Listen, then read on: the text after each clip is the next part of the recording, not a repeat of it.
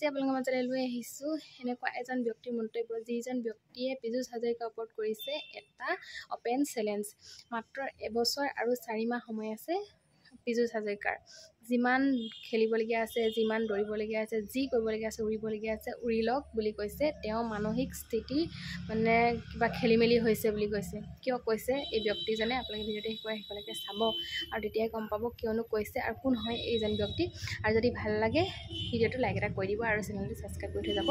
আৰু তেতিয়াহ'লে ভিডিঅ'টো শেষলৈকে চাই যাওকচোন কোন হয় এই ব্যক্তিজন। তেতিয়াহ'লে বলক আৰম্ভ কৰি দিছোঁ মই দেখাবলৈ। পীযুষ হাজৰিকা মাত্ৰ এবছৰ 4 মাহ সময় আছে আপোনাৰ হাতত।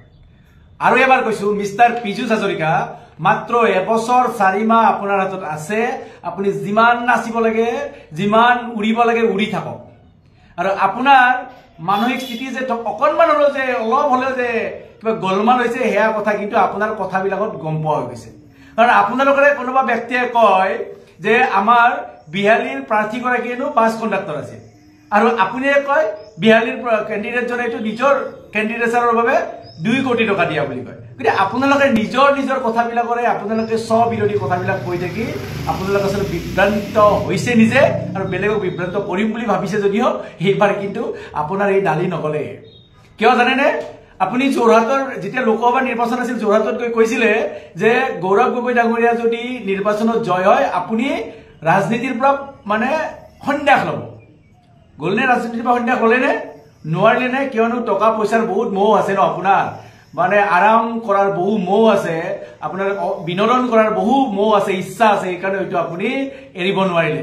সেইকাৰণে কৈছো পীযুষ হাজৰিকা ডাঙৰীয়া আপুনি যেনেকৈ কৈছে যে কংগ্ৰেছ প্ৰাৰ্থীগৰাকী বিহালীৰ প্ৰাৰ্থী জয়ন্ত বৰাৰ পৰা 2 কোটি টকাৰ মানে এভাগ বেলেগ ফালে গৈছে, এভাগ বেলেগ ফালে গৈছে, তেনেকুৱা আমি বহু কথাই শুনিছো।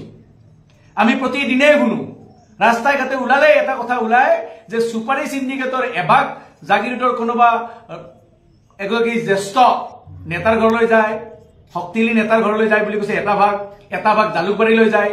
তেনেকে কাঠৰ সিন্ডিকেটৰ এটা ভাগ আপোনাৰ জাগিৰোডৰ কোনোবা নেতাৰ ঘৰলৈ যায় আৰু জালুকবাৰীৰ কোনোবা নেতাৰ ঘৰলৈ যায়।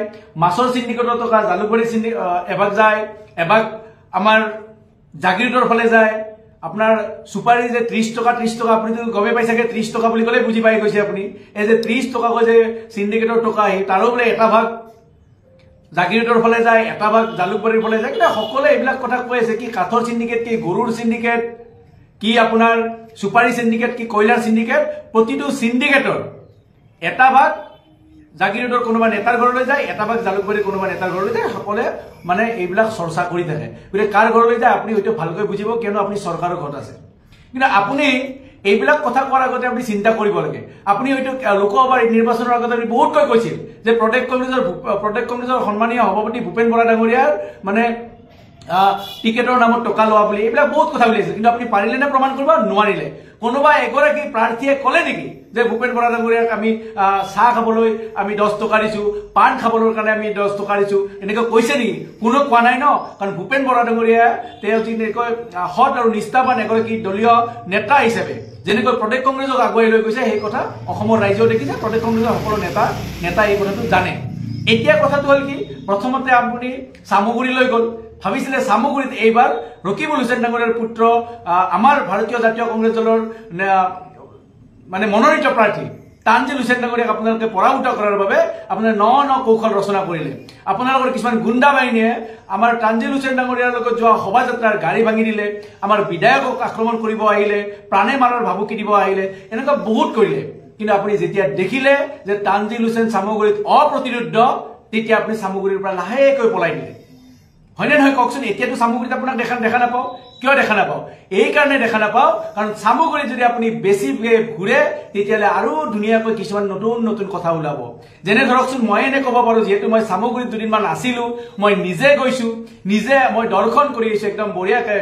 যেনে মানুহে তীৰ্থস্থান ভ্ৰমণ কৰে, গতিকে আপোনালোকৰ কিছুমান আছে ন তেনেকুৱা তীৰ্থস্থান। যেনে মই যদি নাম কওঁ, আমলখি বাগান কাৰ নামত আছে আপুনি জানে? আমলখি বাগানত আগতে আপোনালোকে কৈছিলে নিৰ্বাচনৰ আগত চাহ শ্ৰমিকক 351 টকা মজুৰি দিম বুলি। আমলখি বাগানত, চামগুৰি সমষ্টিৰ আমলখি বাগানত আপোনালোকে আগতে সেই বাগানখনত কিনি আছিল 255 টকাকৈ মজুৰি দিয়া হৈছিলে আৰু যেতিয়াই আপোনালোকৰ কোনোবা নেতাৰ হাতলৈ গৈছিল আপোনালোকৰ নেতাই চাহ বাগিচাখন লৈ গ'ল তেতিয়া কিন্তু সেই 255 টকাৰ পৰা 205 টকাও হৈ আহিলে সেইকাৰণে আমলখি বাগানতো আপোনালোকে সোমাব নোৱাৰে সেইদিনা সময়তে চাহ শ্ৰমিকসকলে আপোনালোকক খেদি পঠাইছে বহুতকে কিয়নো কাৰণ আপোনালোকে বাগানৰ শ্ৰমিকক ঠগিলে তাৰপিছত আকৌ আহো আৰু দুখনমান বাগান আছে আপোনাৰ কলে ভাল লাগিব কাৰণ কিয় নিজে যেহেতু এই বাগানবিলাকৰ লগত আপোনাৰ নামটো জড়িত হৈ আছে বা আপোনাৰ বন্ধু এজন আছে ন আৰএছ গান্ধী বুলি কয় কোনোবাই তেখেতৰ নামতো কিছুমান বাগান আছে নহয় যেনে ধৰক আপোনাৰ সালনা বাগান এখন আছে আৰু এখন বাগান আছে লুংচুং বাগান আছে এই বাগানবিলাক কাৰ নামত আছে কোনে কিনিছে ইয়াৰ শ্ৰমিকবিলাকক কিয় আপোনালোকে মজুৰি কমকে দিয়া কৰিছে এইবিলাক কথাও ভালকৈ ওলাই কৰিব আৰু তাতকৈ ডাঙৰ কি জানে ডাঙৰটো আপোনাৰ আৰু হিলৰ কুৱাৰী এটা আছে নহয় হিলৰ কুৱাৰীটোৰ কথাটো আপুনি ভালকৈ জানে চাগে সেইটো কুৱাৰী কাৰ সেই কুৱাৰীটোৰ পৰা টকাবিলাক কোন গৰাকী নেতাৰ ঘৰলৈ যায় জাগিৰোডলৈ যায় নে জালুকবাৰীলৈ যায় হাজাৰ হাজাৰ দাম পাৰে যে এনেকৈ যে গাড়ীবিলাক ৰাস্তাবিলাক ভাঙি আছে ৰাইজে বহুত অভিযোগ কৰিছে বহুত অভিযোগ আছে ডেইলি 1000 এটা ৰাস্তাৰ ওপৰত যদি ডাম্পাৰ যাবলৈ ৰাস্তাৰ গতি কি হ'ব কেনেকৈ হ'ব বিধায়ক ৰকিবুল হুছেইন নগৰে যেতিয়া এই ৰাস্তাটো বনাইছিল বেছি দিন হোৱা নাই তাৰপিছত ৰাস্তাটো ভাঙি চিঙি চুৰমাৰ কৰি দিলে মানুহ যাব পৰা অৱস্থা নোহোৱা কৰি দিলে ডাম্পাৰৰ উৎপাদন আৰু অকল এইটোৱে অভিযোগ নহয় ৰাইজৰ অভিযোগ মতেতো আপোনালোকৰ তাতে এখন চালানত 6খনকৈ গাড়ী যায় বুলি কৈছে 6খনমান ডাম্পাৰ আৰু প্ৰতিখন ডাম্পাৰ অভাৰলোডিং এইবিলাক যে দুৰ্নীতিবিলাক হৈ আছে এইবিলাকক খুল খাব পাৰিলে আপুনি উঠমাৰি এবাৰ যাব কাৰণ আপুনি য'তে যায় তাতে আমাৰ কংগ্ৰেছৰ ভাল হয় এটা শেষত আহিছো বিহালীৰ ফালে আপোনাৰা আসলে যেতিয়া সামগ্ৰীৰ পৰা পলাই দিলে তাৰপিছত আপুনি ক'ত গ'ল আপুনি বিহালীত গৈছিলে আপুনি ভাবিছিলে যে বিহালীত এইবাৰ কিবা কয় আপোনাৰ আমাৰ কংগ্ৰেছৰ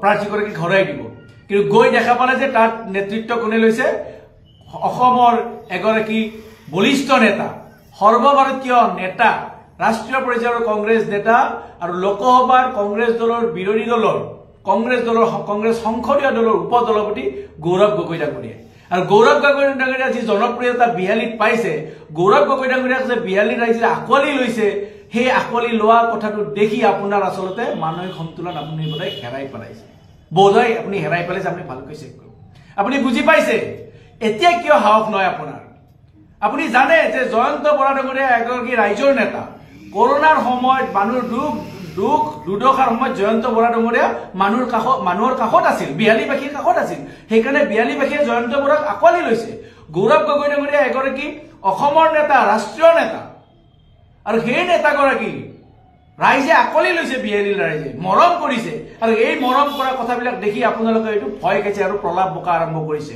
সেইকাৰণে পীযুষ হাজৰিকা ডাঙৰীয়া কৈছো যে দম আছে বিহালীত গৈ এবাৰ কৈ দিয়ক না যে 2024 লোকসভাত যে কৈছিলে যে গৌৰৱ গগৈ ডাঙৰীয়া জিকিলে আপুনি ৰাজনীতি ত্যাগ কৰিব এবাৰো কৈ দিয়ক যে বিহালীত জয়ন্ত বৰা জিকিলে ৰাজনীতি ত্যাগ কৰিম সামগ্ৰীত তানজিল হুছেইন ডাঙৰীয়া হাৰিলে আপুনি ৰাজনীতি ত্যাগ কৰিম বুলি যদি ক'ব পাৰে যদি দম আছে আপুনি কৈ দিয়ক পীযুষ হাজৰিকা ডাঙৰীয়া ইমান প্ৰলাপ বকি লাভ নাই আমিও বহু কথা জানো 2006 চনৰ আগত আপোনাৰ ইনকাম টেক্সৰ ফাইলটো এতিয়া যদি আপুনি ৰাজহুৱা কৰিব নোৱাৰে প্ৰথমতে ৰাজহুৱা কৰক তাৰ পিছত এতিয়া 2024 চনৰ আপোনাৰ ইনকাম টেক্সৰ ফাইল ৰাজহুৱা কৰক তেতিয়া আমি গোটেইখিনি গম পাই যাম যে আপুনি কিমান ধোৱা তুলসীৰ পাত পীযুষ হাজৰিকা ডাঙৰীয়া সেইকাৰণে কৈছো পীযুষ হাজৰিকা ডাঙৰীয়া পুনৰবাৰ কৈছো মাত্ৰ এটা বছৰ 4 মাহ আছে যিমান উৰিব লাগে উৰি থাকক যিমান ঘূৰিব লাগে ঘূৰি থাকক যিমান নাচিব লাগে নাচি থাকক আপুনি জানিব যে 2026 চনত কংগ্ৰেছ দলৰ নেতৃত্বত চৰকাৰ গঠন হৈ আছে তাৰ পিছত আপোনালোকৰ কি অৱস্থা হয় কি আপোনালোকে ভালকৈ গম পাব কিমান 70 লাখ টকীয়া ৰবিকন গাড়ীত ঘূৰিব পাৰিব